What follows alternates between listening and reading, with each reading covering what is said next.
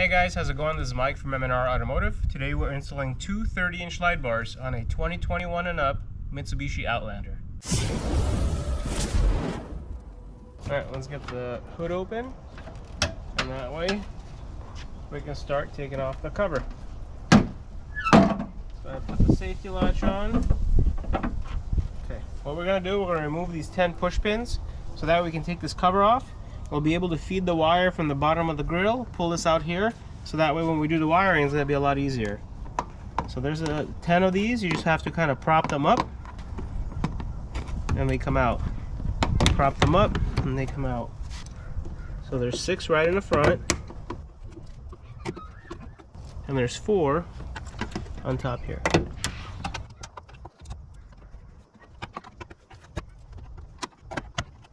Excellent. Now that we have the pins out, we can just remove this up by pulling up on it and putting it to the side. So the next step is to remove 2 of the bolts, 1 on each side, and these are the bolts that we're going to be reusing for the M&R mounts. So we're going to back this out, put our M&R mounts through it, and reinstall the same bolts. Here are the 2 brackets that we're using from M&R. This is the driver's side, this is the passenger, and that's going to be the orientation. I'm going to go ahead and grab the passenger side, and I'm going to show you exactly how to install it. I'm going to feed it through the grill opening. I'm going to orient it, align it with the bolt hole, and I'm going to reinstall the same bolt that we've taken out.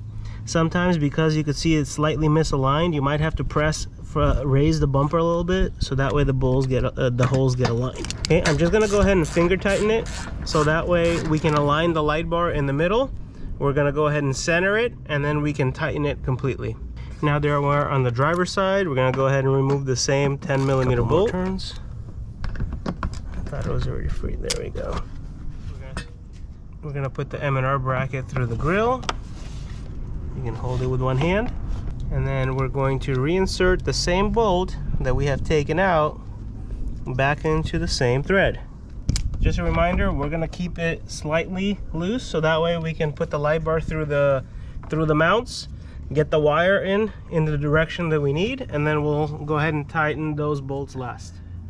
Now we can go ahead and grab the 30-inch light bar and slide it from the outside in.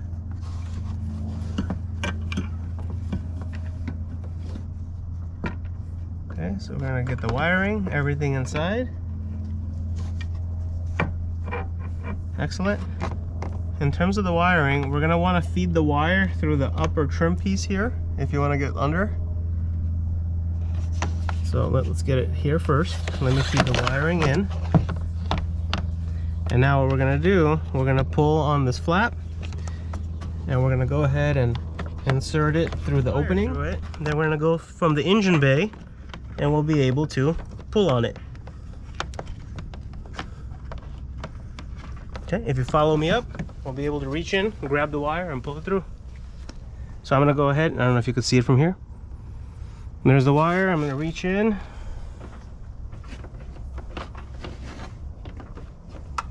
And pull it through from the back.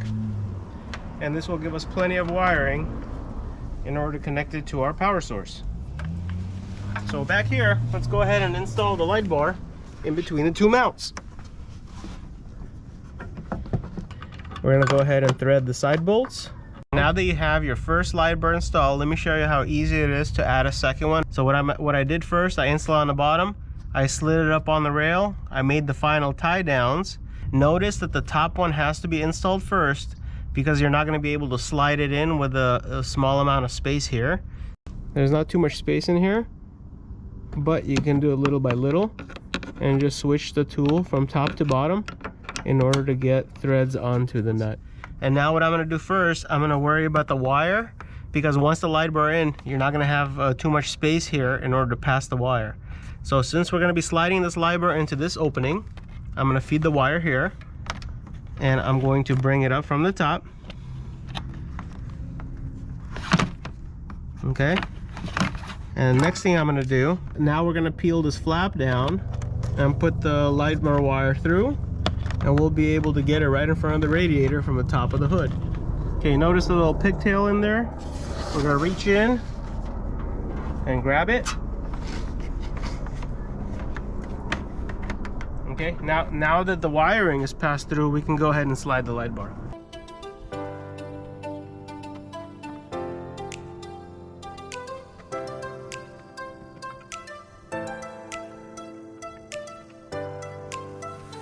Okay. Be careful, there's a rubber hose on the passenger side. There we go.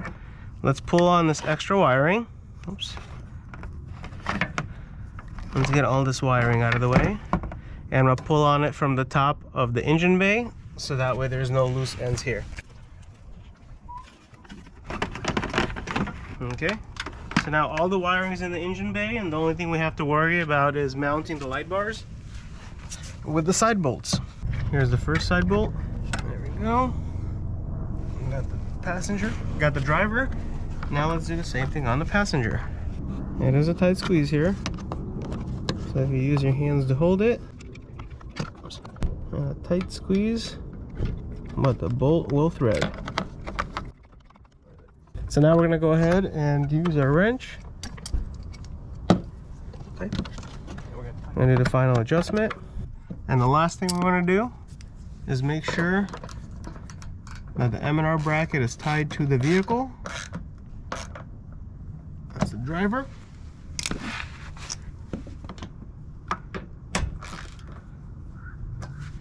And this is how you install the dual 30-inch light bar setup on a Mitsubishi Outlander. Now we're gonna have to worry about the wiring.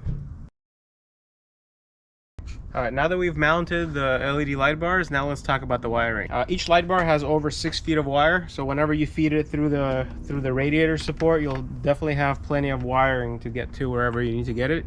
Each light bar comes with a wire with 2 threads. The red one is a positive wire, the black one is a ground. Let me show you guys how we're gonna wire it on this vehicle. Today we're gonna try something different. Try to do a wireless remote. So let's see what contains in this kit. I will list a link to this particular product that we're testing. So let's see what it includes.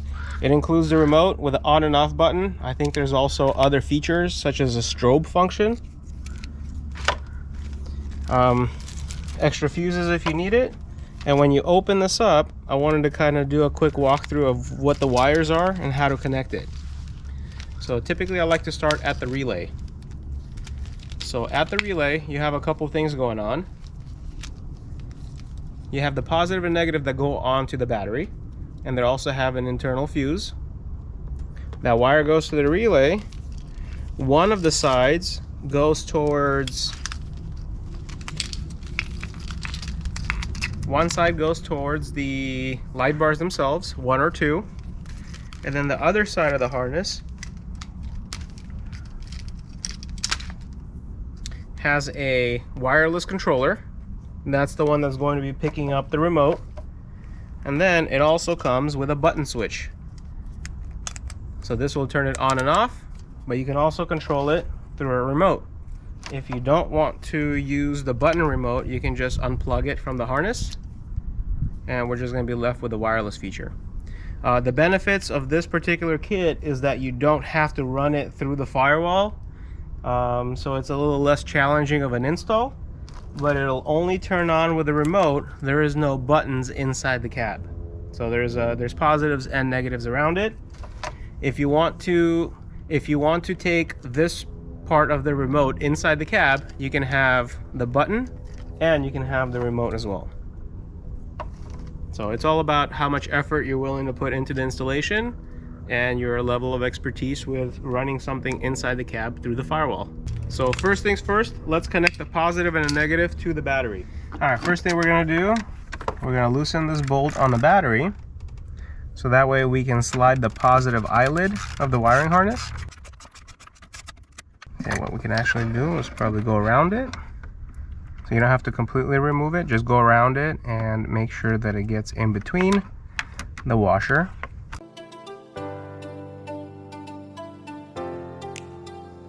Now we're going to remove the negative terminal bolt and slide the ground onto the negative part of the battery. I'm going to slide this through and install the same nut back on. See, as soon as I put power on here, the actual module, you can see there's a light on here that it's in off position. When you tap this button, it's going to go into the green.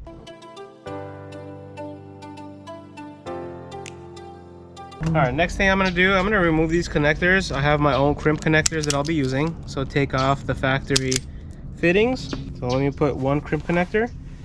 Actually, I'll get two right away. Put the crimp connector on the red wire. With the crimping tool, we're going to do the same thing on the black wire. And these are the ends that we're going to go for the light bar.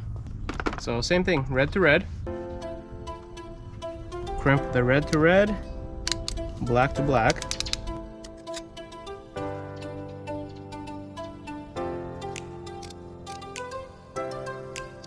Alright, so now we can go ahead and test it. Let's see if it works with the switch.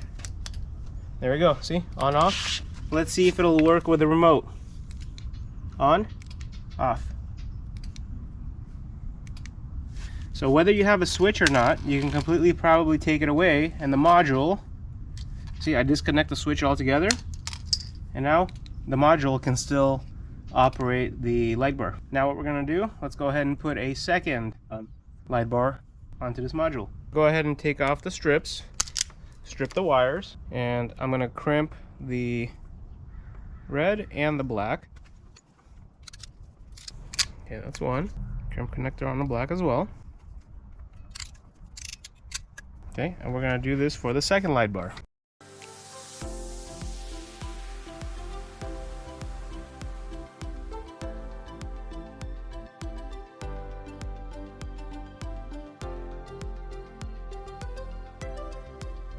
Alright, so now when we turn on, they should go both. So now that we got all the wiring connected, let's test the light bars with the wireless remote. We can go ahead and activate both light bars at the same time. And because we had the button plugged into the harness, we can also activate the light bars with the push of a button as well. So if you want to take the button inside the cab, you'll have an actual button to use. If you just want to put this remote inside the vehicle, you can activate it wirelessly. Thank you very much for watching the video. I hope you enjoyed the installation.